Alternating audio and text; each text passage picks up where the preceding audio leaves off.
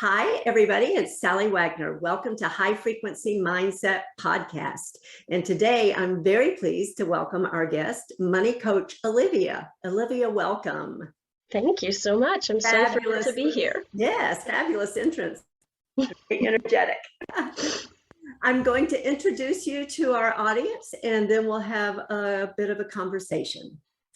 So here's a bit about money coach Olivia. As a fully certified financial recovery counselor, money coach Olivia created Land in the Net financial wellness coaching as a non-judgmental, safe, and playful haven to foster healthier relationships with money. She's here to help transform any stress or fog about money into financial confidence. This is not just about numbers on a spreadsheet, although she'll address those practical matters with you too. As the daughter of two dancers, she has always worked and played with embodiment, whether dancing on stage, flying on the trapeze, or helping clients really feel in their bodies the abundance around them. With her years of practice in prioritizing fun and adventure, she helps people inject that into their loves and lives. She teaches clients to match up. And Olivia, welcome. Thank you so much. Thank you. So fun to be here. Absolutely. And I absolutely love your approach to all this, because so many times when it comes to finances and money, you know, it's we're dragged down into those lower frequencies of emotion and trauma and who knows what else we have around money issues, right? And yet to inject the fun and the adventure into it, that's what it's all about. Yes, and then carrying that energy, I know that you believe, you know, that raises that vibration, and then that's what you're bringing to money, and then just makes the entire process so much easier. I can't tell you how many people have come to me as clients with that, what you were just talking about, that heavy, frustrated feeling about money, having gone to financial advisors who just gave them such dismal projections of their future, either saying, well, if you save $3,000 a month, you'll be fine. Or, you know, just marry rich. Actually, someone did tell me that when I was a flying trapeze artist, just marry rich. And I went, I think there might be some other options. So yes, I really see the value in bringing that fun spirit, just raising that energy when you're talking about money. Absolutely. And I love the name of your business. And it certainly encapsulates a lot of your journey and how you got here. Would you share a little bit about that with us? Absolutely, yes. So Land in the Net money coaching. Obviously, there's so many. The pandemic has shown us how crucial this safety net is. And then also there's the landing in the gross net, because I work with so many business owners. And so we're talking about profit and gross and how much their business can pay them. What are they actually landing in at the end of the day when they're running their business? Yeah. And it all came from, I really was a flying trapeze artist for Ringling Brothers, Barnum and Bailey Circus. I lived on the train.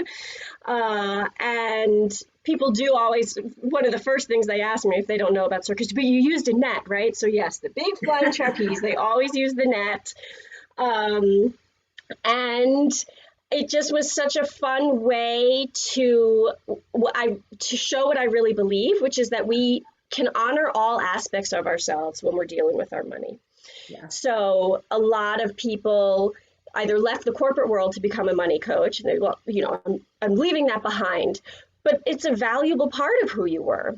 Yes. And so people who crochet, people who love their cats, how do we create their money picture that raises that energy as well?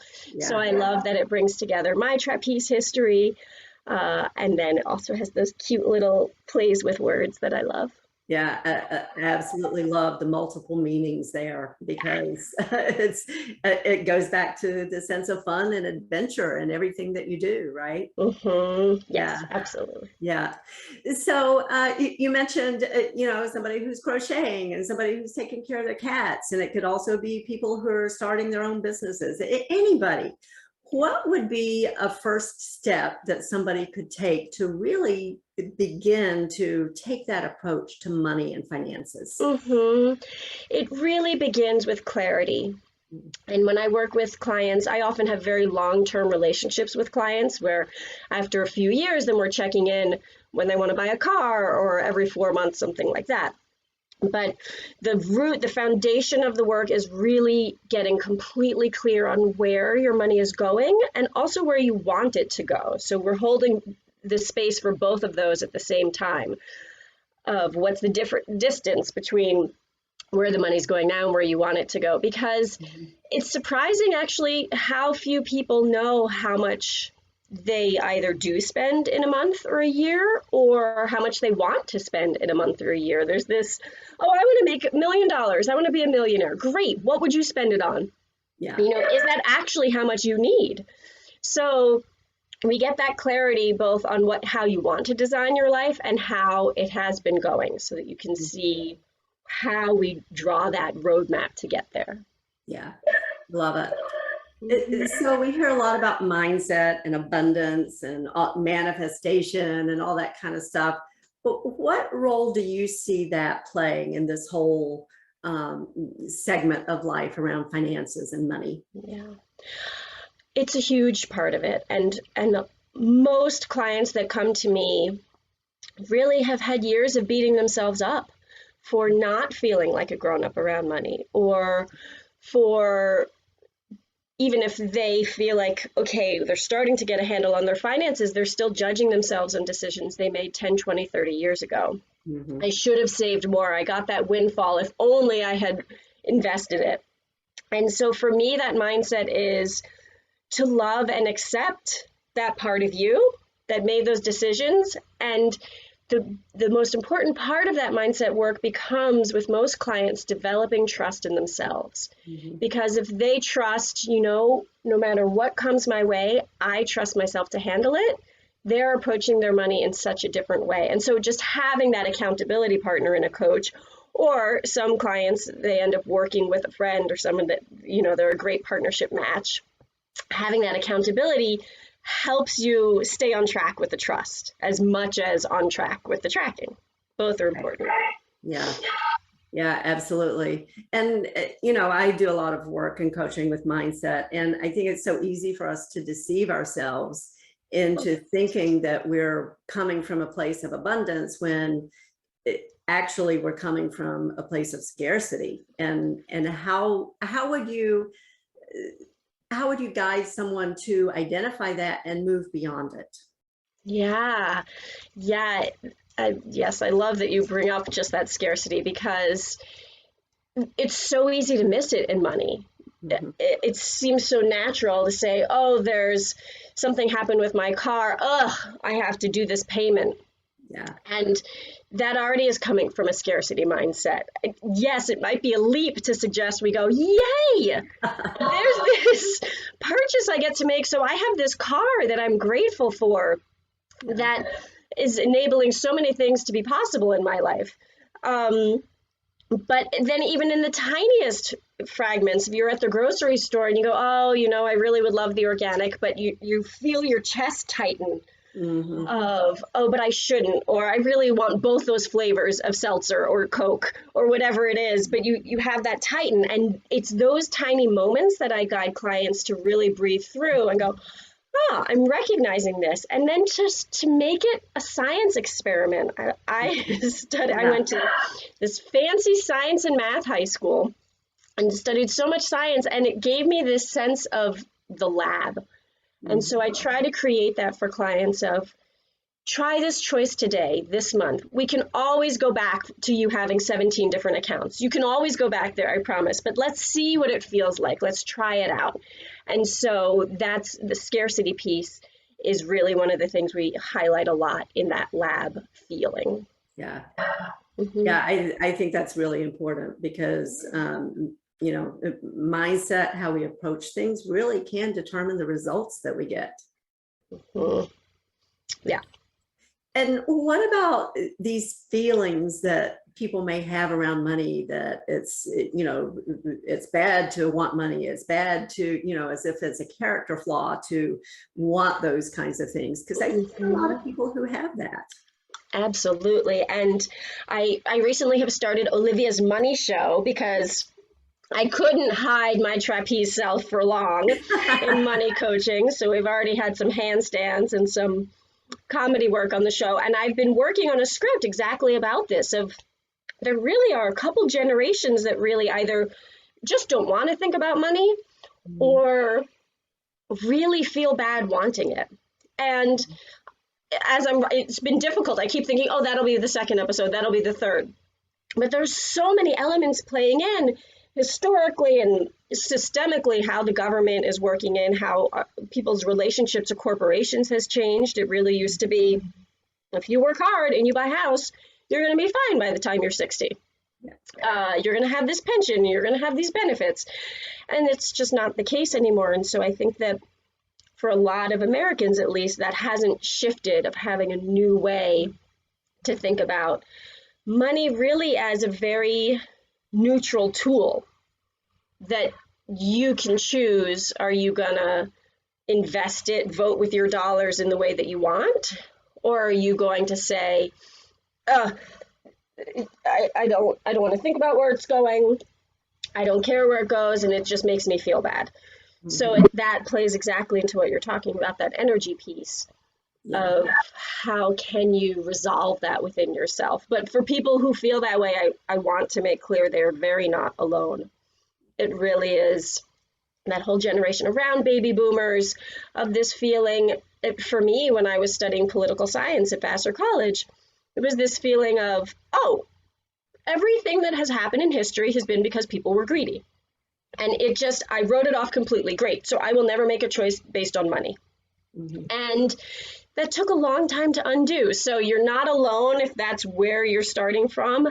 And there are ways to dance through that. Yeah.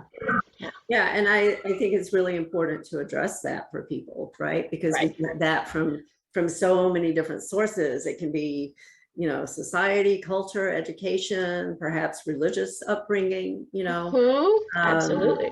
Blessed are the poor in spirit, vows of poverty, chastity, and obedience, all of that history of thinking that money and financial wealth are bad things in and of themselves. Yeah, exactly. And yet at the same time, we have this in-your-face consumerism and materialism and how do you prove your identity and your worth? Exactly. So many conflicting messages all around. Yeah, exactly. Yeah, so it's really to go back to a circus analogy, it's really a tightrope that people are walking sometimes between those competing messages. Yes, and below you are the tigers. Yeah, there you go. And maybe no net, right? Yeah. Yes. Yeah. So, I mean, there is a lot involved there. It's not just a matter of, hey, help me get a handle on my finances, right? You're digging into those root causes. Yes. Yeah. And many clients come to me in the beginning and say, just give me a budget, tell me how much to spend, and I'll stick to it. Yeah. Number one, they don't. Right. Because if you don't change those root causes, just like you're saying, then that's not going to shift. But one of the biggest phases that clients usually go through is this feeling of, oh, I was able to feel good spending money, and to shift that idea of, oh, spending in and of itself isn't bad. Yeah. And they're getting more conscious of how to direct the money in ways that feel good for them, that bring more light into their lives. Yeah. Yeah, and you hit on a really important point. Somebody comes in just for the surface level, just give me a budget. It's like somebody going, just give me a diet, tell me what to do. Yes. And how many people actually follow it, right? Right, yeah. Until we get to those causes, when we're still at the symptom level, it's not going to be resolved. Yeah, and at the same time, there are countless, I'm sure someone could count them, so many books that talk about both the practical and the mindset part of money. Yeah. And you could read hundreds of them, but if you're not sitting down and doing the exercises, things don't shift in the same way. You go, oh yeah, I know I should do it that way, or I know I should think about it this way. But having a path set out for you of saying, follow these steps The yellow brick road will take you somewhere. I don't know where it will take clients. I don't know which clients are going to end up really getting excited about real estate and investing. I don't know which clients are going to say, actually, there's this teaching job that pays more, but when we talk through it, they realize, I don't want to work in that environment. I actually like this environment. So they then have clarity of why they're doing what they're doing, as opposed to feeling like, oh, I should have taken that job. Right. Yeah. Yeah. The clarity is so important, because if we don't know why we're going on a particular path, it's really hard to stay with it. Yeah. And you're right. There's so many other considerations to the decisions we make. It's not all about money. And I think when you develop that fabulous, healthy relationship with money, then you free yourself up to make those kinds of choices. Exactly. Yeah. And it's not awful to Barbara Hewson. So she's written a lot of books about money mindset. And I worked with her privately. And one day she said, because I was talking about a real estate investment to live near my stepchild. And she said, not every purchase and investment has to make sense dollar-wise. Sometimes you do things from your heart. And so if you're clear on that you're moving from your heart, then I don't sit back 10 years later going, I shoulda, woulda, coulda. Yeah, exactly. I work with a lot of real estate agents, and I talk with them a lot about, we got multiple offers and this and this and this, and I remind them as they can counsel with the sellers, it's not all about price. There are other terms in the contract besides price, so it doesn't always come down to that, right? There are other considerations. Yeah, I love that example, because my father has a real estate company in Brooklyn. And so I just grew up hearing about these tales and hearing about families that are so excited about the family that's going to move in. Families that loved the dog that came to visit and said, yes, that's what I built this yard for, was this perfect dog. Right. But you just reminded me, in terms of real estate people with fluctuating income, because you and I have been talking about how important clarity is. And sometimes that's so difficult for real estate agents, of not knowing when the next commission is coming, or saying, well, I know this is coming. The closing is going to be in the next 60 days, but I have bills right now. Yeah. And so for those people and other artists, freelancers, I want to say there are ways to create a system where you really feel clarity over a number of months, rather than looking at what's coming in and out this week. Yeah. Yeah. Yeah. I think that goes back to what you were saying earlier about, there's a path, there's a system in place. And when you're following your system, then it's easier to stay focused on where you're going and get rid of some of that worry about, oh my gosh, when's the next closing? When's the next artist engagement, whatever it may be, right? Yeah, which is exactly the mindset piece that you're talking about, because once you're in that mode of panic, then you might be closing yourself off to opportunities, or being able to see opportunities. Right. Or you may be chasing things that are not really opportunities. Yes, because they feel like easy, that you have that frantic energy. Absolutely. Yeah, it's that shiny object syndrome, oh my gosh, I have to do this, because, and it goes back to that scarcity mindset. Yeah, which I love that, because I've been working a lot recently. It's been coming up with people, how the scarcity mindset relates to busy work. And that feeling of, there's some people who've had years of tracking their purchases on spreadsheets. And, they spend a lot of time doing it, but how it's not really giving them information that's helpful to them. Right. But they feel like, I'm doing a lot, I'm doing these points. And then we get to step back and say, how much light is this actually shining on your life? How much information are you getting from it? How many decisions can you make from looking at this information? Yeah. And what's the most sort of easily rolling down the hill in bliss way to approach this? And I just have to point out, I do have these allergies, and so that's why I keep doing my little sniffles. Of course, I'm self-conscious about it. Yeah, no problem. Yeah, I think that's true. I mean, we do, when we have that lack of clarity and all the other things we've talked about, we tend to engage in the busy work, the 80%, right? Rather than focusing on the 20% that's really going to give us the results that we want. Mm-hmm. Yeah. Yeah. And where I always talk about where we put our time, energy, and money, because they're so related. Yeah. And often with money, we're buying ourselves time or we're buying ourselves energy, but also it's so interrelated, all the little spirals of time, energy, and money. But you can't, I believe you can't really look at your money without thinking about the energy and time that you have week to week, month to month, year to year. Absolutely. Yeah. And, if you think energetically, as you were saying earlier, money is the manifestation of that energy. Yeah. And so what's the energy that we're manifesting in what we perceive as the physical world? And what does that mean about where our focus is and where our clarity is? And what do we do when the physical world is not matching up what we would like to see? Exactly. Yeah. How do we hold that vision of what we want it to be without going back into shame and guilt for what we're seeing right now? Yeah. What would be a technique that you would suggest to someone to do that? It really helps when after a few months of working with me, we're working at the annual plan.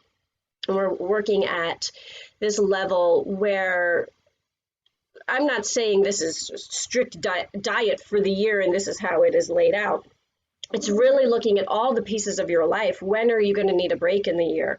Mm-hmm. And so by seeing so much on the canvas and having this one big painting, you start to see how much change is possible, how much opportunity is possible. And we also have a tool where we create a whole other spending plan and income plan for the life you want. Mm-hmm. And so I have a retreat owner, and she runs retreats, and she's always barely breaking even. She makes a little bit to pay her. She loves the retreats, but she wants enough to be able to go on her own retreat where she's not teaching people. And so we have a whole spending plan on her spa weekends, on how much she brings in as rental income while she is away. And so that's not those aren't the funnels for her money right now, but we create that whole picture. So we say, oh, great, now we can say this is the dollar amount that you need your retreats to net in order to go towards that life that you want. Yeah. Mm-hmm. That makes great sense, because you got to know what your target is in order to know what steps are going to get you there. Exactly. Yeah. Mm-hmm. Yeah. So I have a couple more questions for you. First question is, and here's the setup. In my coaching, I use an acronym, MSG, and that stands for mindset, skill set, get off your asset. Yes. I think it really, it goes back to what you were saying. You have to actually do things. You have to get into action and put things out there. You can't just read about it, right? Yep. So as you look over your journey and your career and how you work with people, what is an overarching principle that you would identify that you believe has contributed to your success? What first comes to mind is not so concrete, except that it is completely concrete, of this idea that life is getting better every day. Mm-hmm. And just when I really see clients make a shift from just tracking their money and seeing where it's going to empowered decisions about where their money is going, is hope. And that hope growing really is that turning point for them. And I love that acronym, MSG, also because I love Chinese food. But and it's interesting, pardon me, with money coaching, we do GSM, because of course the mindset is always there as part of it. Yeah. But in terms of the getting off your assets, just getting numbers in one clear place to see is so clarifying. I know I keep saying clarifying, but I wear contacts, so it's very important to me when things are clear. And that is in and of itself developing that skill set of that habit and the routines that are going to help you be able to really hold a mindset change. Yeah. But yes, those are the linchpins. Absolutely. Fabulous. So I think this topic is especially timely for so many of us because there are a lot of things going on in the world that we hear about in the news that make people a little bit anxious, let's say, about finances right now. And so I'm so happy that you are here today. How can people get in touch with you? You can visit my website, www.landinthenet.com. I am on Instagram, also Land in the Net, and then I have the Facebook on Land in the Net. Have I said Land in the Net enough? And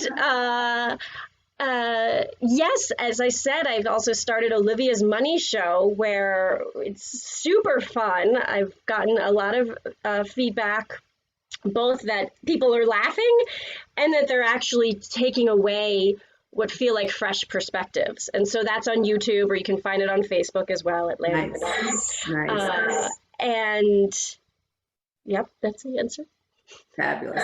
So everybody, if you didn't write all that down, make sure you check the show notes because all of the information will be there. And I absolutely encourage you, reach out to Olivia, get more information, watch her show on YouTube. It sounds amazing. And thank you again for being here.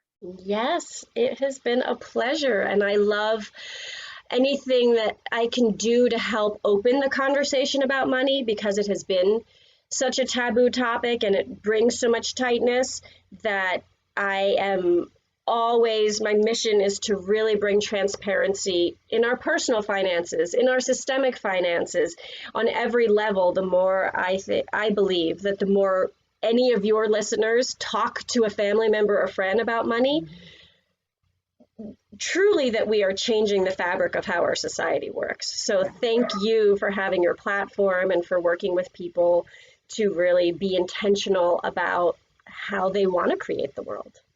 Absolutely. Thank you again. Yeah. And thank you everybody for joining us today.